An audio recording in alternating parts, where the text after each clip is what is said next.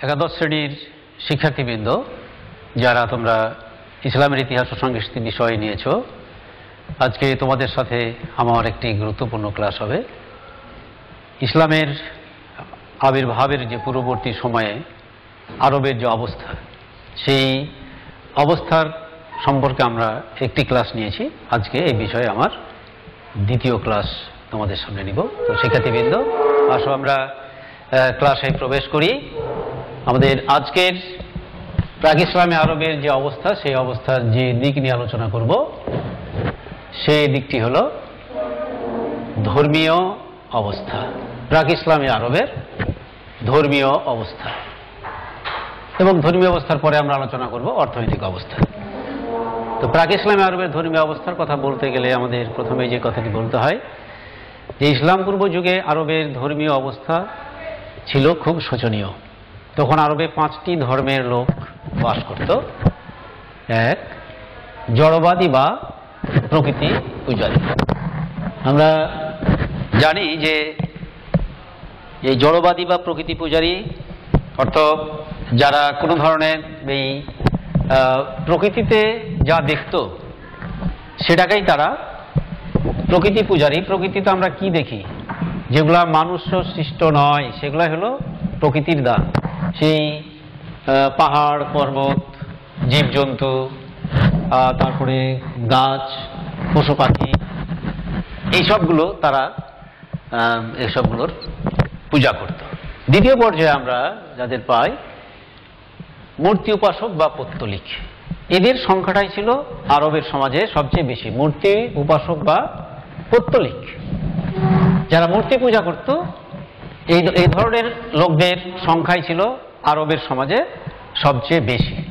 এবং এই মূর্তি পূজকদের মধ্যে হুবল, নসর, আউফ, এরকম 3টি মূর্তি তাদের কাছে খুবই প্রিয় ছিল এবং খুব সম্মানের ছিল। তাছাড়াও আমরা দেখতে পাই যে কাবাঘর, যেটি মুসলমানদের এখন তীর্থস্থান, সেই কাবাঘরের মধ্যে 360টি দেবদেবী ছিল। শুধু তাই নয়, এই 360টি দেবদেবীর বাইরে প্রায় পরিবারেরই নিজস্ব দেবদেবী ছিল, যেটা তারা পূজা অর্চনা করত। আমরা তৃতীয় পর্যায়ে যে নামটি বলবো সেটি হলো ইহুদি। আমরা যে সভ্যতার ইতিহাস পড়েছি, সেখানে কিন্তু আমরা দেখতে পাই যে হিব্রু সংস্কৃতি, হিব্রু সভ্যতা যেটা আমরা পড়েছি, সেই হিব্রু সভ্যতার মাধ্যমেই কিন্তু বেরিয়ে এসেছে এই ইহুদি জাতি। এই ইহুদিরা একটা অবস্থানে ছিল, কিন্তু যদিও তারা একেশ্বরবাদে ধারণা করত, কিন্তু তাদের একেশ্বরবাদের ধারণাটা পরিচ্ছন্ন ছিল না। তারা জিহোবাকে সবকিছুর নিয়ন্তা বলে মনে করত, কিন্তু এই ইহুদি সম্প্রদায়ও আরবের সমাজ ব্যবস্থায় খুব একটা প্রভাব বিস্তার করতে পারেনি। এরা মূলত সুদের ব্যবসা করে মানুষের কাছে অজনপ্রিয় হয়ে উঠেছিল বা মানুষের শত্রুতে পরিণত হয়েছে। চতুর্থ পর্যায়ে আমরা বলতে পারি যাদের নাম, তারা হলো খ্রিস্টান। হযরত ঈসা আলাইহিস সালাম এই খ্রিস্টান জাতির আমরা বলি যে ত্রাণকর্তা বলা হয়, তারা বলে। ঈসা আলাইহিস সালাম আমাদের একজন ইসলামের নবী, এবং তিনি মহানবী সাল্লাল্লাহু আলাইহি ওয়াসাল্লামের অব্যবহিত পূর্বেই পৃথিবীতে ইসলামের দাওয়াত দিয়েছেন এবং পৃথিবী থেকে বিদায় দিয়েছেন। তো সেই নবীর যারা অনুসারী, তারাই পৃথিবীতে খ্রিস্টান হিসেবে চিহ্নিত। এবং এখানে আমরা দেখতে পাই যে একেশ্বরবাদের জায়গায়, ইসলামের যে একেশ্বরবাদ আমরা পালন করি, তার জায়গায় এখানে তৃত্ববাদ বা 3 খোদায় তারা বিশ্বাসী ছিল। 1 হিসেবে আল্লাহ, 2 আল্লাহর স্ত্রী মেরি বলতো তারা, মরিয়ম, 3 হলো ঈসা আলাইহিস সালাম। আমরা নিশ্চয়ই অবগত আছি যে বিবি মরিয়মের কোনো স্বামী পৃথিবীতে নেই, কিন্তু তার সন্তান আছে ঈসা, সেই ঈসা আলাইহিস সালাম। এইসব ব্যাপারে আমাদের ধারণা হলো যে আল্লাহ তাআলার যে মহাশক্তি, সেই শক্তির উপরে আমাদের অগাধ বিশ্বাস। কিন্তু খ্রিস্টান জগতের লোকজন এখানে যুক্তিবাদী হয়ে খোদার সন্তান হিসাবে ঈসা আলাইহিস সালামকে তারা আখ্যায়িত করেছে। এই হিসেবে তিন খোদায় তারা বিশ্বাসী ছিল। এই খ্রিস্টানরাও কিন্তু প্রাচীন আরবের সমাজ ব্যবস্থায় খুব একটা প্রভাব ফেলতে পারেনি। পঞ্চমত বা শেষত আমরা যে দলটির কথা জানতে পারি সেটা হলো হানিফ সম্প্রদায়। হানিফ শব্দের অর্থ একনিষ্ঠ। হানিফ শব্দের অর্থ একনিষ্ঠ।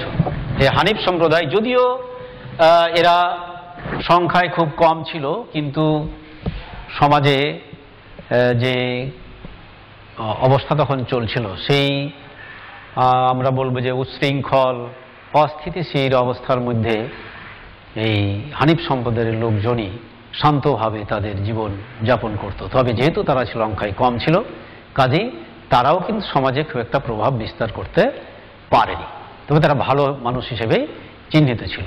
তাহলে আমরা দেখতে পাই শিক্ষার্থীবৃন্দ যে প্রাক ইসলামী আরবে পাঁচ ধর্মের লোক, জড়বাদী বা মূর্তি পূজারী, তারা যাকে যেখানে যে জিনিসটাকেই তারা ভয়ের কারণ হিসেবে চিহ্নিত করেছে, অর্থাৎ মেঘ ডাকে বজ্রপাত হয়, এই বজ্রপাতটা এটাকে একটা তারা শক্তি হিসেবে ধরল। সূর্য উঠে, সূর্যের আলোতে তাপে মানুষ দেখা যাচ্ছে যে ঘেমে অস্থির হয়ে যাচ্ছে, তারা এই সূর্যকেই পুজো করা শুরু করেছে। এমনকি দেখা গেছে যে বালির ঢিবিকেও এই জড়বাদীরা পূজা করতে চেয়েছে বা পূজা করেছে। আর দ্বিতীয় পর্যায়ে আমরা যেটা বললাম যে মূর্তি উপাসক বা পৌত্তলিক, এই পৌত্তলিকদের সংখ্যা ছিল সবচেয়ে বেশি এবং এদের দেবতার শেষ ছিল না। 33 কোটি দেবদেবী অনেক সময় বলা হয়, যদিও সেগুলো প্রমাণ নেই। তারপরে অর্থাৎ বহু দেবদেবী, এখানে আমরা বুঝবো যে বহু দেবদেবীতে তারা বিশ্বাসী ছিল।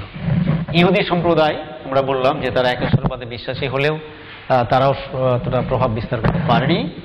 খ্রিস্টান সম্প্রদায় একেশ্বরের জায়গায় তারা তিন ঈশ্বর তৃত্ববাদে বিশ্বাসী হয়ে উঠেছিল, এবং হানিফ সম্প্রদায় তারা একেশ্বরবাদী ছিল, কিন্তু সংখ্যায় ছিল তারা কম। তাহলে আমরা বুঝতে পারছি যে আরবের যে অবস্থা, ধর্মীয় অবস্থা, যে ধর্ম মানুষকে সঠিক পথে পরিচালিত করে, সমাজে শান্তি আনয়ন করে, তো সেই ধরনের কোনো পরিবেশ পরিস্থিতি প্রাক ইসলামী আরবে আমরা দেখতে পাচ্ছি না। এবার আমরা আলোচনা করব প্রাক ইসলামী আরবের অর্থনৈতিক অবস্থা সম্পর্কে। তো শহরবাসী আরবীয়দের অবস্থা কিছুটা ভালো থাকলেও মরুবাসী আরবীয়দের অর্থনৈতিক অবস্থা মোটেও ভালো ছিল না। আমরা আগের ক্লাসে বলেছি যে আরবের লোকজনকে দুটি ভাগে ভাগ করা যায়, একটা হলো শহরবাসী আরব আর একটা দল হলো মরুবাসী আরব, অর্থাৎ যারা যাযাবর জীবনযাপন করত, আজকে এখানে তো কালকে আরেক জায়গায়, এভাবে তাদের কোথায় পশুর চারণের মতো ভালো জায়গা আছে, বসবাসের জন্য হয়তো ঝর্ণা আছে, এগুলো দেখে তারা এক জায়গা থেকে আরেক জায়গায় স্থানান্তরিত হতো। তাহলে দুই দলের দুই রকমের অবস্থা। শহরবাসীদের অবস্থা কিছুটা ভালো, কিন্তু যাযাবরদের অবস্থা মোটেও ভালো ছিল না। তারা মূলত কৃষি কাজ করত। তাদের আয়ের উৎসের মধ্যে আমরা দেখি পশুপালন। তাদের খুব একটা চাষযোগ্য জমি না থাকার কারণে আমরা দেখেছি যে আরবি যে পশু, ঘোড়া, উট, দুম্বা, তো সেই পশুপালন, এই পশুপালনটা ছিল তাদের জীবিকা অর্জনের বা আয়ের প্রধান একটি উৎস। আরেকটি উৎস হলো লুটতরাজ। আমরা আরবের ভৌগোলিক অবস্থা পড়তে গিয়ে জেনেছি যে অনুর্বর অঞ্চলের লোক হওয়ার কারণে, আরবের লোক হওয়ার কারণে তাদের যে জীবনযাপনের খরচ, সেই খরচটা তারা দেখা যেত যে উপার্জন করতে অনেক সময় ব্যর্থ হতো, যেই কারণে তারা এই ছিনতাই, লুটতরাজ ইত্যাদিকে তাদের জীবনের সাথে জড়িয়ে নিয়েছিল। তৃতীয় যে আয়ের উৎস সেটি হলো ব্যবসা বাণিজ্য। মূলত এই ব্যবসা বাণিজ্যের সাথে আমরা শহরবাসী আরবদের ব্যাপারটি বেশি লক্ষ্য করি, যে তারা শুধু আরব বলবে মক্কা মদিনাই নয়, তারা মক্কার বাইরে, এমনকি আরব দেশেরও বাইরে, সিরিয়া, ইরান, এইসব দেশের সাথে তারা ব্যবসা বাণিজ্য করত, এবং তাদের আর্থিক অবস্থা ব্যবসা বাণিজ্যের মাধ্যমে কিছুটা ভালো ছিল, এবং সেই কারণেই তারা কিন্তু শহর তৈরি করে সেই শহরে স্থায়ীভাবে তারা বসবাস করছিল। তো এই শহরবাসীদের অর্থনৈতিক অবস্থা আমরা দেখছি মোটামুটি একটু ভালো। যারা পশুপালন করে লুটতরাজ করে জীবন নির্বাহ যারা করে তাদের অর্থনৈতিক অবস্থা আমরা ভালো বলতে পারি না। আয়ের একটি উৎস আমরা দেখি যে সুদ ব্যবসা। আমি একটু আগেই বর্ণনা করতে গিয়ে ধর্মীয় অবস্থা বর্ণনা করতে গিয়ে বলেছিলাম যে সুদ ব্যবসায় যারা সিদ্ধহস্ত ছিল তারা হলো ইহুদি। তবে ইহুদিদের সুদের হার এত চড়া ছিল যে মানুষ তাদের সুদ সহ আসল পরিশোধ করতে হিমশিম খেত, এমনকি পারত না অনেক ক্ষেত্রে বললেও অত্যুক্তি হয় না। এবং এই ক্ষেত্রে আমরা সামাজিক অবস্থা পড়তে গিয়ে একটা কথা বলেছিলাম, কুশীলজীবী।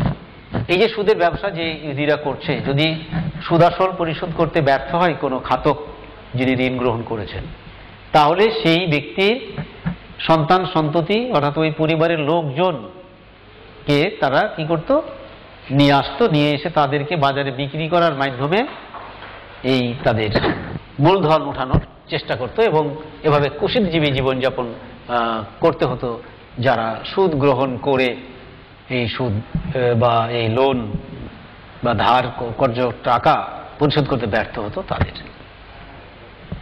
তো এদের অবস্থা, ইহুদিদের অবস্থা কিছুটা ভালো ছিল। আরেকটি শ্রেণীর অবস্থা কিছুটা ভালো ছিল, তারা হলো কারিগর। আমরা জানি যে প্রাক ইসলামী আরবে ধর্মীয় যে জীবন আমরা দেখলাম, সেই ধর্মীয় অবস্থার মধ্যে আমরা দেখতে পাচ্ছি যে মূর্তি উপাসকদের সংখ্যাই সবচেয়ে বেশি। তো যারা মূর্তি তৈরি করতেন তাদের কিন্তু উচ্চ মূল্য দিতে হতো। কাজেই যারা কারিগর ছিলেন, বিভিন্ন মূর্তি তৈরি করতেন, কিংবা যারা চিত্রকর ছিলেন, বিভিন্ন চিত্রকর্ম করতেন বিভিন্ন মন্দিরে, তো তাদের কিন্তু পারিশ্রমিকটা বেশ ভালো ছিল। যার দরুন এই কারিগরদের, স্থাপত্য যারা তৈরি করে বা যারা চিত্র পেন্টিং যেটা বলা হয়, যারা শিল্পী চিত্রাঙ্কন করে, তাদের অর্থনৈতিক অবস্থা কিছুটা ভালো ছিল। তাহলে আমরা দেখতে পাচ্ছি যে আসলে সুদের মাধ্যমে ভালো থাকা এটি মোটেও ভালো না। কারিগরদের কিছুটা অবস্থা ভালো আছে, লুটতরাজ যারা করছে তাদের তো জীবনের ঝুঁকি এবং অবশ্যই তাদের অবস্থা খারাপ। পশুপালন করে এখানে এখানে ঘুরে কোনোভাবে জীবনযাপন করছে, এই সংখ্যাগুলোই ছিল সবচেয়ে বেশি। অর্থাৎ প্রায় ৮০% লোক দেখা যেত যে দারিদ্র সীমার নিচে জীবনযাপন করছে, এবং ২০% লোক যারা ব্যবসা বাণিজ্যের মাধ্যমে শহরে বসবাস করত এবং আন্তদেশীয় বাণিজ্যে যুক্ত হয়েছিল, তাদের শুধু অর্থনৈতিক অবস্থাটা ভালো ছিল। তো অল্প সংখ্যক লোকের অর্থনৈতিক অবস্থা দিয়ে কিন্তু আমরা বলতে পারি না যে প্রাক ইসলামী আরবের অর্থনৈতিক অবস্থা ভালো ছিল। আমাদের স্বীকার করতেই হয় যে প্রাক ইসলামী আরবে অর্থনৈতিক অবস্থা ভালো ছিল না। তো শিক্ষার্থীবৃন্দ, আমরা প্রাক ইসলামী আরবের তথা ইসলাম পূর্ব যুগের আরবে যে মানুষের ধর্মীয় এবং অর্থনৈতিক অবস্থা, সেটা নিয়ে বিস্তারিত আলাপ করলাম। এই দুটি অবস্থার আলোচনাকে যদি আমরা সংক্ষেপে বলতে যাই, তাহলে আমাদের সারাংশে বলতে হয় যে প্রাক ইসলামী আরব তথা ইসলাম পূর্ব যুগের আরবীয়দের ধর্মীয় জীবন এবং অর্থনৈতিক অবস্থা মোটেও ভালো ছিল না। ভালো ছিল না এই কারণে যে ধর্মীয় ধ্যান ধারণার মধ্যে এমন কিছু তারা পায়নি বা এমন কিছু তারা সমাজে দেখাতে পারেনি যে যার মাধ্যমে সেই অস্থির সমাজের মধ্যে শান্তিপূর্ণ পরিবেশ ফিরে আসতে পারে এবং মানুষ তাদের জীবনের নিরাপত্তা পায় বা তাদের ভবিষ্যতের যে আত্মিক যে শান্তি, ধর্ম কিন্তু মানুষকে আত্মিক শান্তি দেয়, সেই আত্মিক শান্তি পাওয়ার মতো কোনো ক্ষেত্র সেই সময় তৈরি হয়নি। পাশাপাশি অর্থনৈতিকভাবে একজনের মুক্তি না আসলে তার জীবনের স্বাধীনতা আসে না। তো সেই অর্থনৈতিক অবস্থা বিশ্লেষণ করে আমরা দেখলাম যে অর্থনৈতিক অবস্থাও আরবের লোকের ভালো ছিল না, কারণ মুষ্টিমেয় কিছু লোক, হয়তোবা শতকরা 20% লোক ব্যবসা বাণিজ্যের মাধ্যমে তাদের অর্থনৈতিক অবস্থাটা ভালো রাখতে পেরেছিল, কিন্তু বাদবাকি যারা ছিল তাদের অর্থনৈতিক অবস্থা ধরতে গেলে অতটা ভালো ছিল না। অর্থাৎ এক কথায় আমরা বলতে পারি যে প্রাক ইসলামী যুগে আরবের লোকজনের বা প্রাচীন আরবের লোকজনের ধর্মীয় এবং অর্থনৈতিক অবস্থা শোচনীয় পর্যায়ে ছিল। এবং যেমনভাবে আমরা রাজনৈতিক অবস্থা, সামাজিক অবস্থার ক্ষেত্রে বলেছি যে আসলে এমন একজন ব্যক্তির আবির্ভাবের ক্ষেত্র তৈরি হচ্ছিল যে যিনি এসে হয়তো এই পরিস্থিতি থেকে তাদেরকে মুক্ত করবেন। তো আজকেও সেই কথাটি বলা যায়। তো শিক্ষার্থীবৃন্দ, তোমাদের এই দুটি অবস্থার উপর থেকে আমি তোমাদের জন্য একটা ছোট্ট বাড়ির কাজ দিতে চাই। বাড়ির কাজ হলো প্রাক ইসলামী আরবের অর্থনৈতিক অবস্থা ব্যাখ্যা করো। প্রাক ইসলামী আরবের অর্থনৈতিক অবস্থা ব্যাখ্যা করো। তোমরা শিখবে দুটি অবস্থায়, কিন্তু তোমাদের বাড়ির কাজের জন্য অর্থনৈতিক অবস্থাটা খাতায় লিখে রাখবে। আমরা সময় মতো এগুলো চেয়ে নেব এবং এগুলো আমরা মূল্যায়ন করব। শিক্ষার্থীবৃন্দ, তোমাদের আজকের ক্লাসের মাধ্যমে আমি মহানবীর আগমনের বা মহানবী নবুয়ত প্রাপ্তির পূর্ববর্তী সময়ের প্রাক ইসলামী আরবের যে অবস্থাগুলো, সেগুলো নিয়ে 4টি অবস্থা সম্পর্কে কথা বললাম।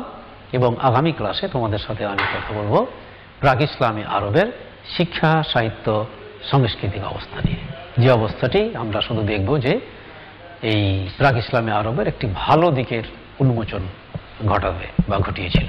তো শিক্ষার্থীবৃন্দ, তোমাদের সবাইকে ধন্যবাদ জানিয়ে আজকের ক্লাস এখানে শেষ করলাম। আল্লাহ।